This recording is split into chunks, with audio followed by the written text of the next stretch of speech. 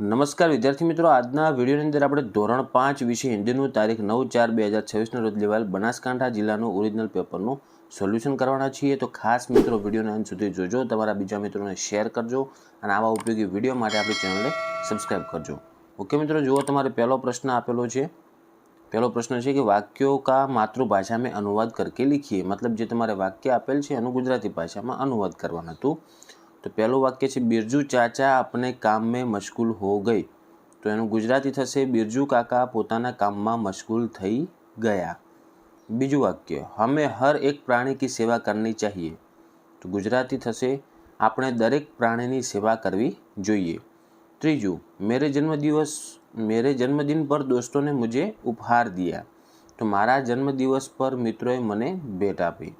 चौथुं वाक्य पानी से खेतों की सिंचाई होती है.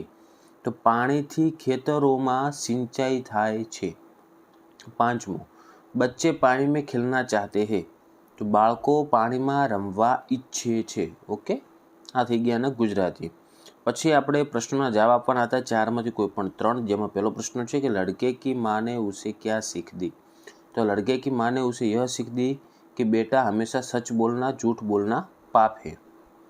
बीजू सच बोलने पर आपकी कब प्रशंसा हुई. तो आ तुम्हारे तुम्हारा अनुभव आधार लखवानुं छे. जब मैंने अपनी गलती स्वीकार की तब सच बोलने पर मुझे प्रशंसा हुई. गमे ते तमे लखी शको. तीजो खरगोशों का सरदार क्या बोला. तो हम चांद के भांजे हैं, मामा हमसे मिलने सरोवर में आए हैं, ऐसा बोला. चौथुं पूर्णमासी का चांद कैसा था. तो पूर्णमासी का चांद गोल और चमकीला था. पछी आपणे कविता वांची અને કવિતાના પ્રશ્નોના નીચે જવાબ લખવાના છે. જેમાં પહેલો પ્રશ્ન છે કે કવિતા में बगिया के फूल किसे कहा गया है. तो એમાં ख જવાબ આવશે बच्चों को.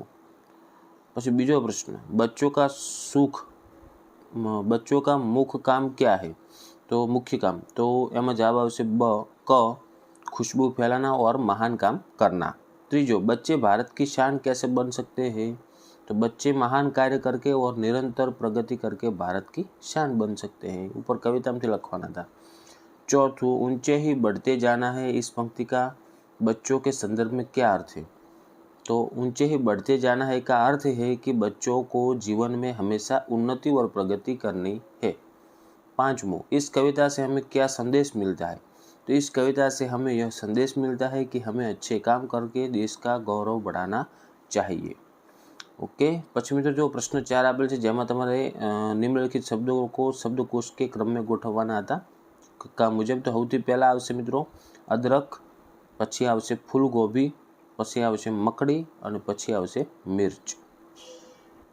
पछी पांचमું છે એમાં જે તમને શબ્દ વિશેષણ આપેલ છે એના તમારે વાક્યમાં પ્રયોગ કરવાનો છે. તો પહેલું अच्छा છે તો આપણે अच्छाનું કરો. तो राहुल एक अच्छा लड़का है. सफ़ेद तो खरगोश का रंग सफ़ेद है. सुंदर तो तितली बहुत सुंदर होती है. आ रीतना वाक्य बनावाना था.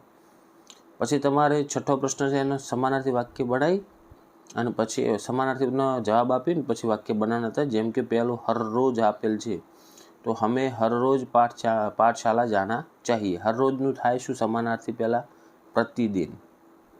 पछी पहाड़ तो एनुं थशे पर्वत. तो हिमालय एक ऊंचा पहाड़ है. तीजું છે पेड़ तो एनुं थशे वृक्ष. ओके, तो आम का पेड़ बहुत लंबा होता है. आ रीतનું તમારે લખી નાખવાનું. પ્રશ્ન 7 માં હવે એનું ઊંધું છે કે જે પ્રશ્ન આપેલા છે ને એમના વિરુદ્ધાર્થી શબ્દ આપીને પછી વાક્ય બનાવવાનું. જેમ કે આસમાન તો ધરતી થશે. ઉઠાતા તો એનું થશે गिराता. ऊपर तो नीचे. પછી એનું વાક્ય બનાવી નાખવાનું. આસમાન बहुत बड़ा है. પછી गमे ते नाम लखी सको तमे. धारो के महेश अपने छोटे भाई को उठाता है. પછી ऊपर છે એના ઉપર તમે કોઈ બી લખી શકો કે हमें अंबाजी का मंदिर बहुत ऊपर है. आ રીતના તમે ગમે તે વાક્ય બનાવી શકો. શબ્દ એ લખવાના હતા. પછી તમારા મુહાવરાનો અર્થ આપવાનો છે मुंह में पानी आना तो खाने की इच्छा होना. बीजू છે बात काटना तो बीच में बोलना. ओके, પછી જુઓ સાંકેતિક ચિહ્નોને સમજી અને એક વાક્યમાં વિવરણ લખવાનું છે. જેમાં પહેલું છે इसे आगे रास्ता संकरा है।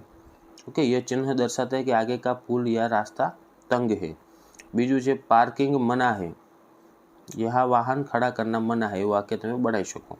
ત્રીજું છે માનવ રહિત રેલવે ક્રોસિંગ, आगे बिना फाटक वाला रेलवे ट्रैक है। ચોથું અને પાંચમું, જો ચોથું વાક્ય શું બને કે रास्ता आगे से सिकुड़ जाता है, અને પાંચમું છે એમાં दाई तरफ और आगे की तरफ डायवर्जन, आ रीतना તમે બનાવી શકો। હવે જો मेरी पाठशाला विषय पर આપણે લખવાનું હતું, તમે લખી શકો मेरी पाठशाला का नाम, જે તમારી સ્કૂલનું નામ હોય, मेरी पाठशाला की इमारत बहुत बड़ी सुंदर होती है, पाठशाला में एक बड़ा खेल का मैदान और बगीचा है। आ રીતના તમારે 4-5 વાક્ય લખવાના હતા। અને 11મું છે એમાં તમારે चित्र ઉપરથી તમારે 4-5 वाक्य લખવાના છે। तो यह एक जंगल का दृश्य है जहाँ एक सरोवर दिखाई दे रहा है, सरोवर के किनारे बहुत सारे खरगोश बैठे हैं, जंगल से हाथियों का एक झुंड वहाँ पानी पीने आता है, हाथियों के पैरों के नीचे कुछ खरगोश दब गए थे जिससे खरगोश दुखी थे, चित्र में खरगोशों का सरदार हाथी से बात कर रहा है। आ રીતનું તમારે 4-5 વાક્ય લખવાના હતા। ઓકે મિત્રો, તો આ થઈ ગયું આપણે ધોરણ 5 વિષય હિન્દીનું ઓરિજિનલ પેપર સોલ્યુશન। આશા રાખું છું મિત્રો વિડીયો ઉપયોગી બન્યો છે। વિડીયોને લાઇક કરો, કેટલા માર્ક્સ આવશે તમારે કોમેન્ટ કરજો। ઓકે, અને આવા ઉપયોગી વિડીયો માટે આપણી ચેનલને સબસ્ક્રાઈબ કરજો। હવે મળીશું મિત્રો આપણે નેક્સ્ટ વિડીયોમાં। Thank you so much for watching my videos. Thank you so much.